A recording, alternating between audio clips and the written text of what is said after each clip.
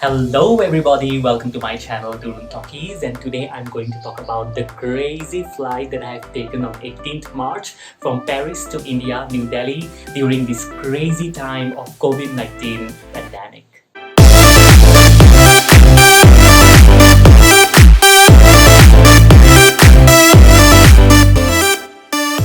First, let me start with Paris because on the day as I was traveling, I had two things to do. One, I had to submit my laptop to the office because I was working from home. Second, I have to put my winter wear suitcase in my friend's house because I had plans to go back to France again. So, in order to go out of the house during that day, it was very difficult because the government was very strict already on 18th of March, and in order to go out, we have to fill up an attestation form, one attestation form. So the attestation form looks like this. So we have to fill up all this form, and then there are like 4-5 reasons as I have shown. So now my reason is very different, which is not mentioned in the attestation form, right? So what I did is I clicked the first point, which is working, and my office has instructed me to go for work. I tick that, and on the other side of the paper, I have written very clearly explaining and describing why I have come out with all this suitcase, and I had to go to the office building to submit the laptop, and then finally I have a flight and I'm going to exit the country today. But nobody checked. There were army men and there were police people in and around the city, but nobody came to me. I've seen they are checking other people, but personally nobody came to me and nobody checked if I'm carrying that form or not. So I have finished my work and I returned home to collect my luggage. I collected the luggage, and now the dilemma is how will I go to the airport, because in the attestation form there is no point where it is mentioned that you can go out of the house if I have to go to the airport. But I was confident that the police people will understand my situation, and same way I ticked that I have to go to work point, and behind the paper I have described that I am exiting the country today. I have a flight at 9 o'clock at night, so that's why I am on my way to the airport. Now, should I take the metro or should I take a taxi? Everybody was suggesting that I should take the taxi because it's much safer than taking the public transport. Actually, the taxis are not that safe because I am not maintaining much distance between the driver and me. So I decided that metros would be the safest at this point of time because high cleaning was going on in the metro stations, inside the metros, and good advantage is that there were no people at all. And I reached the airport around 4 to 4.5 hours before the departure time. Because of all this chaos, I wanted ample amount of time so that I do not miss the flight. I had to catch the flight very badly. Now in the airport there was a long queue, and the authorities or the administration were quite well dressed and well protected with gloves and masks, and they were continuously instructing the customers that they should maintain 1 meter to 2 meter distance between each other. But strangely, in that long queue, nobody wants to follow the 1 meter distance. They were so close to each other, and then the authorities will come and continuously instruct them to maintain distance, but nobody wants. So once the authorities come and instructs, then they will maintain the 1 meter distance, and then they will form a well-disciplined queue. But the moment the authorities go and handle other customers, then these people will again come back to their original position, and they will start talking to each other, forming a group and making a mess in the airport as if they're children and the authorities are teachers. But we have to understand that these instructions are for our own good. Even I had to tell the person behind me because every time he comes so close, so I had to tell him, of course in a nice way, that please maintain 1 to 2 meter distance, and he followed though after I told him, thankfully. There was a mixed group of girls and boys, and I think they must be colleagues or students, and they are very friendly to each other, shouting and talking, forming a group, and I could see that they are sharing the water bottle. One of the guys had the water bottle on the side of the backpack, and the other guy, he took the water bottle and he started drinking, and the other guy also took the water bottle and started drinking. When the other guy was drinking the water bottle, he dropped the cap cap of the water bottle on the floor of the airport. So what he did was he picked up that cap and he fixed it back again. And another guy took that water bottle and uncapped the bottle, and he started drinking the water from the same water bottle. So yes, this is a very nice gesture, a gesture of friendliness. Even I used to do it when I was in school or in college, but now I think it is very important to be aware and conscious about these minute things, especially in this kind of situation. I collected the boarding pass and now it's time for the immigration. The queue was long, of course, and then the person behind me who was quite close and he was talking over the phone. He doesn't have a mask on, and every time he comes so close that I had to hold the trolley bag like this. I will show you a moment. So this is my trolley bag, right? So if you want to be a gentleman, you need to hold the trolley bag like this if you are in a queue. But I had to hold the trolley bag like that. Can you get my point? Because if I hold my trolley bag like this person behind me will be right here. Because he's talking over the phone and he doesn't have any idea what is going in this whole wide world. So I had to hold my trolley bag like this. But even if I'm holding the trolley bag like that, he was kicking my trolley bag every time, and he realized that by my looks or whatever, I don't know. But he told sorry 3-4 times, but his sorry has no value because he was repeating the mistakes again and again and again. But what to do? That's life. And then I was in the aircraft and I took the aisle seat. The middle seat and the window seat was occupied by a couple, and this couple was quite energetic and they were talking a lot. But because of this situation going on, I felt that some kind of contamination was going on, and on top of that, we were so close to each other. So I wanted to change the seat, but after takeoff, because I didn't want to disturb the flight attendants during boarding. But after some time, I could hear 2 or 3 rows behind me. I could hear a person sneezing, and his friend who was sitting just beside him was coughing. Immediately I got up. I know I was overreacting, and I went to the front side of the aircraft as I was in the rear side of the aircraft, and then I could see that there were a lot of empty seats available. So I chose one seat and I asked the flight attendant politely if I can change my seat now, and she said that yes, the boarding is over, so you can take this seat. So I took that seat, thankfully, and that area was very thinly populated, well distributed, far from each other, and the window seat was occupied by a girl. I took the aisle seat again, and there was a middle seat empty between us, so I could sit after that in peace. Then the immigration forms were distributed, and to fill up the form we need a pen, right? So one of the neighbor customer who was sitting a little away from me, he was giving me indication that he needs a pen. Now in this kind of situation, it is not advisable to share the pen as well, and I could see that he was not wearing gloves. So politely I denied that in this kind of situation, I'm so sorry, I cannot share pen. But after denying, I felt bad and I thought that maybe there is an extra pen inside my hand baggage. So I checked and I found like 2-3 pens, and I took one of them and I gave it to him. He wanted to return me the pen, of course, but I said, no, you can keep the pen because you might be needing it during the immigration in the airport as well. So this is how I handled the pen situation. In the whole flight, some kind of negativity was going on inside the aircraft.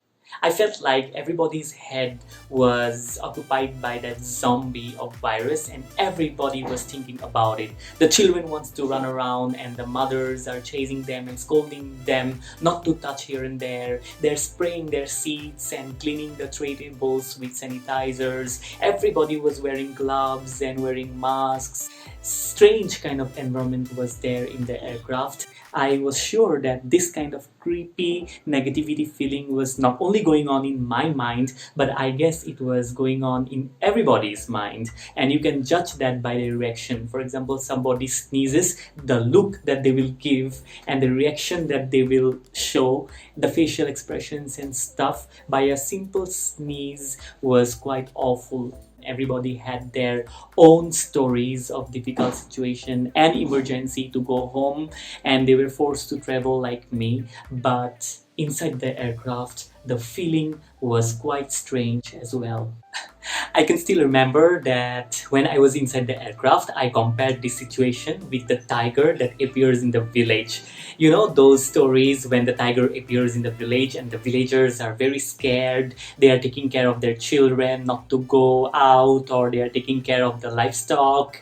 But this tiger is more dangerous than that tiger that appears in the village, because this tiger can suddenly eat one of us up, and maybe we are inside the tiger's stomach and we don't even realize it because we cannot even see the tiger. Well, now I'm laughing about it, but these kind of things I was thinking as I was traveling that day. Another situation, now behind me there were three guys sitting. I didn't even realize who are the people who are sitting behind me, because they were so calm and quiet and they didn't attract any attention during the initial stage of the flight. Then the flight attendants came out with the drinks card, and maybe they have requested for some alcohol. And after the first drink itself, they became so loud that they were grabbing the attention of everybody in and around that area. They're talking out loud and they are banging the seat from behind. I guess they were fighting with the in-flight entertainment system. What else they were doing? Then they were closing the tray table and they were opening the tray table again, and they were talking in a language that I cannot understand, so I couldn't understand what exactly they are talking about, but they were talking so much. Suddenly, after one peg of drink maybe, then they started to misbehave as well. I guess according to me it's misbehavior, maybe for some it's fun. So what happened was the flight attendant came out with tea and coffee, and when it was their turn to be served, they asked that it's tea or it's chai, and the flight attendant said that it's the same thing. And then the one of the guys asked her, "Are you Indian?" And the girl said that, "Yes, I'm Indian." "Then you should say chai," the guy was telling. And this kind of situation these flight attendants are handling, can you imagine? So the flight attendant, very professional, she calmly said that yes, tea and chai is the same word, but then it's everybody's perspective how you take it. For example, in south of India nobody can speak Hindi, so that's why there I cannot say chai. So here I am using a universal language. That's why I'm using the word tea. So professionally explained, I'm quite impressed. And then she moved on to the next row. So these kind of people, the flight attendants are also handling. On one hand, there is a pressure of the virus to protect themselves and blah blah blah. And on top of that, the customers are also behaving like that. So many things they have to handle at one point of time, I could see. The flight has landed, and the first step was to clear the medical screening. So there was a machine where we have to go near the machine. People who had symptoms of coughing or temperature were a little high, they were sent to another queue, and I was sent to the normal queue.